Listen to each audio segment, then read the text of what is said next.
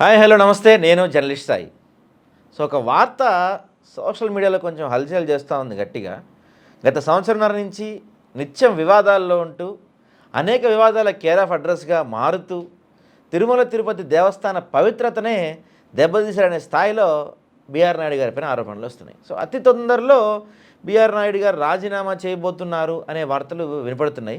So దాని గురించి డీటెయిల్గా మాట్లాడదాం. మనతోటి జ్వాలాపురం శ్రీకాంత్ గారు ఉన్నారు, వైఎస్ఆర్సీపీ స్పోక్స్ పర్సన్. సార్తో మాట్లాడదాం. నమస్తే సార్. నమస్తే సాయి గారు. సార్, ఇక్కడ ఒక డౌటు, అంటే బీఆర్ నాయుడు గారు రాజీనామా చేస్తున్నారా, చేయిస్తున్నారా? ఒకటి, తిరుమల తిరుపతి దేవస్థానంలో వాస్తవానికి బీఆర్ నాయుడు గారు చైర్మన్గా వచ్చినప్పటి నుంచి అపశృతులు జరుగుతూనే వస్తున్నాయి. తిరుమలలో కొండపైన నిత్యము ఏదో ఒకటి మందు దొరకడము, మద్యం దొరకడము, మాంసం దొరకడము, కింద టోల్గేట్లో నుంచి ఏది తీసుకుపోయినా తీసుకొని వెళ్ళడము, ఒకసారి తిరుమల తిరుపతి దేవస్థానంలో టికెట్లు టోకన్ల విషయంలో 6 మంది 7 మంది చనిపోవడము, ఒక విగ్రహాన్ని ఎక్కడంటే ఎక్కడ పడేయడము. అంటే అతనికి అంటే మనని ఏదో నేను కూడా ఇంటర్వ్యూలో చూశా, నాకు చాలా వ్యాపారాలు ఉన్నాయి హైదరాబాద్లో, అవన్నీ వదిలిపెట్టుకొని వచ్చి నేను ఇక్కడ చేయాల్సిన పని లేదు, నాకు అంత అవసరం లేదు, ఆవశ్యకత లేదు అన్నట్లు చెప్పాడు. అంటే సాక్షాత్తు తిరుమల తిరుపతి దేవస్థానము మనకు భూలోక వైకుంఠము, స్వామివారికి సేవ చేసుకోవడమే పూర్వజన్మ సుకృతము. అటువంటి వ్యక్తిని చంద్రబాబు నాయుడు గారు తీసుకొని వచ్చి వారిని పెట్టిన తర్వాత మేము గతంలో చూసాం. గతంలో పృథ్వీ ఒక ఆడియో లేడీతో ఒక ఏదో చిన్న ఇష్యూలో ఆడియో వస్తేనే వెంటనే జగన్మోహన్ రెడ్డి గారు దాన్ని విచారించి వెంటనే పృథ్వీ గారిని ఎస్వీబీసీ ఛానల్ చైర్మన్గా తొలగించడం జరిగింది.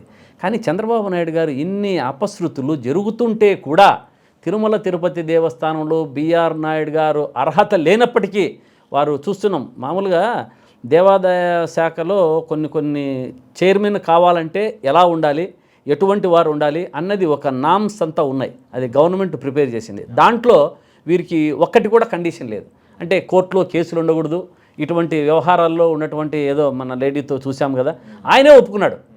ఈ నాకు ఆమెకు 30 ఏళ్ళ నుంచి నాకు సంబంధం ఉంది, మీరెవరు అడగడానికి కాసేపు అన్నారు, తర్వాత మరి అన్నాడు, ఆ మాట అన్నాడు.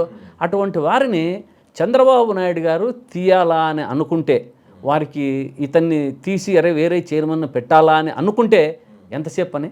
కానీ దీంట్లో ఈ విచారణలో మనం చూస్తే దీంట్లో చంద్రబాబు నాయుడు గారి కంటే బీఆర్ నాయుడు గారే గొప్ప అని నాకు అనిపిస్తుంది. ఎందుకంటే చంద్రబాబు నాయుడు గారి చేతిలో బీఆర్ నాయుడు గారు లేరు, బీఆర్ నాయుడు గారి చేతిలో చంద్రబాబు నాయుడు గారు ఉన్నది అని అందరికీ తెలుస్తూ ఉంది. ఎందుకంటే అటువంటి వ్యక్తిని నువ్వు తీసేయలేకపోతున్నావు. ఎన్ని వచ్చాయి, ఇప్పుడు లడ్డు కానీ నెయ్యి కానీ వచ్చిండేది వీళ్ళ హయాంలో, బీఆర్ నాయుడు గారు వచ్చిన తర్వాత 4 ట్యాంకర్లు పోయాయి, 4 ట్యాంకర్లు ఎన్నికి వచ్చాయి, దాన్ని పాస్ చేసుకున్నారు. దాంట్లో ఒకరోజు మద్యం అన్నారు, ఒకరోజు పంది మాంసం అన్నారు, ఒకరోజు జంతుకోవ్ అన్నారు, ఇన్ని మాట్లాడారు. మరీ అంతా అయిపోయేటప్పటికే ఇదంతా లేదు, దీంట్లో బాత్రూమ్లు క్లీన్ చేసే యాసిడ్స్ అన్నారు, బాత్రూమ్లు క్లీన్ చేసే కెమికల్స్ అన్నారు. అవి ఎవరన్నా తింటే ఉంటారా జనాలు? కొంచెమన్నా అర్థం లేకుండా బీఆర్ నాయుడు గారు చెప్పిన అంశాన్ని చంద్రబాబు నాయుడు గారు బయటికి చెప్పడం అనేది చాలా హాస్యాస్పదం. ఎందుకంటే ముఖ్యమంత్రి స్థాయిలో వారు మాట్లాడడం, ఇవన్నీ విచారిస్తే మీరేమో బీఆర్ నాయుడు గారు రాజీనామా అయిపోతుంది అంటున్నారు. కానీ నేను అనుకుంటున్నా బీఆర్ నాయుడు గారిని తీసేసే శక్తి చంద్రబాబు నాయుడు గారికి లేదు అని చెప్తాను. దాంట్లో ఏ డౌట్ లేదు. ఉండింటే ఈ పాటికి ఎప్పుడో తీయాలి. ఇన్ని అనర్థాలకు కారణమైనటువంటి తిరుమల తిరుపతి దేవస్థానంలో ఉన్నటువంటి జరిగినటువంటి అనర్థాలకు దృష్టిలో పెట్టుకొని చంద్రబాబు నాయుడు గారు ఎప్పుడో తీసివేయాల్సిందే. కానీ ఆ శక్తి చంద్రబాబు నాయుడు గారికి లేదు అని నేను చెప్తా. అంటే ఎందుకంటే అదే అర్థమవుతుంది. ఒకవేళ చంద్రబాబు నాయుడు గారు చేశారే అనుకో, వారికి మళ్ళీ రాధాకృష్ణ గారికి రాజ్యసభ ఇస్తారు, వీరికి రాజ్యసభ ఇస్తారు. ఎందుకంటే బీఆర్ నాయుడు గారు అంత ఈజీగా పోయే మనిషి కాదు నా ఉద్దేశం. అంటే కొన్ని సన్నిహిత వర్గాల ద్వారా తెలుసుకుంటుంటే నాకు 6 నెలలు టైం ఉంది, నేను 6 నెలల వరకు పోయే ప్రసక్తి లేదు అని ఆయన అంటున్నాడు. కానీ కొంచెంగా అప్పుడే మనం ఇక్కడ వేరేది ఫిక్స్ అయిపోయింది. మన కళా వెంకట్రావు గారిని ఇంతకుముందు టీటీడీలో చేశారు కాబట్టి వారిని తీసుకొస్తున్నాము, వారైతే నీతి నిజాయితీగా నడుపుతారు, 6వ తారీఖు ముహూర్తం పెట్టారు అని కొన్ని వర్గాల ద్వారా మనకు తెలుస్తూ ఉంది. కానీ నేనంటున్నాను ఇది కాదు, చంద్రబాబు నాయుడు గారికి పంపించేంత శక్తి లేదు అని నేను చెప్తున్నా. అది ఒకవేళ శక్తి ఉండిందనుకో, అప్పుడు ఏం చెప్పాలి?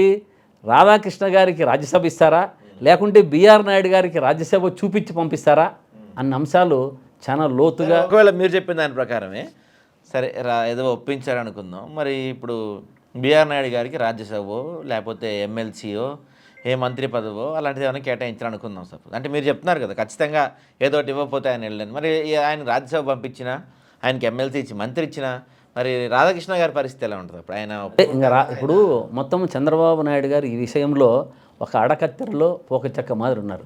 ఎందుకంటే ఈ ఎల్లో పేపర్స్ వల్లే చంద్రబాబు నాయుడు గారు ఈ స్థాయికి వచ్చారు అంటే ఒక పక్క ఈనాడు కానీ, ఒక పక్క ఏబిఎన్ ఆంధ్రజ్యోతి కానీ, ఒక పక్క ఈ మిడ్ నైట్ మసాలా ఉన్నటువంటి ఈ టీవీ మన బిఆర్ నాయుడు గారి టీవీ కానీ, ఇటువంటి ఒక 4-5 అంశాలు చంద్రబాబు నాయుడు గారిని గట్టిగా బలంగా తీసుకొని వచ్చాయి. కానీ ఈ పరిస్థితుల్లో సున్నితంగా ఉంటుంది అంశము. రాధాకృష్ణ గారు పోయినసారే నాకు తెలిసి కొంచెం అలిగినట్టున్నారు. 2 రోజులు 3 రోజులు వాళ్ళ పేపర్లో కూడా టీడీపీ పైన నెగిటివ్ కూడా వచ్చింది.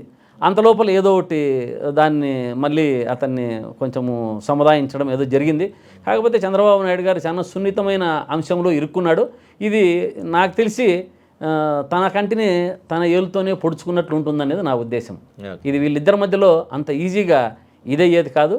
దీంట్లో బిఆర్ నాయుడు గారు కూడా అంత ఈజీగా తగ్గే మనిషి కూడా కనపడడం లేదు. తగ్గింటే ఈ పాటికి చంద్రబాబు నాయుడు గారు ఎప్పుడో తీయాలి.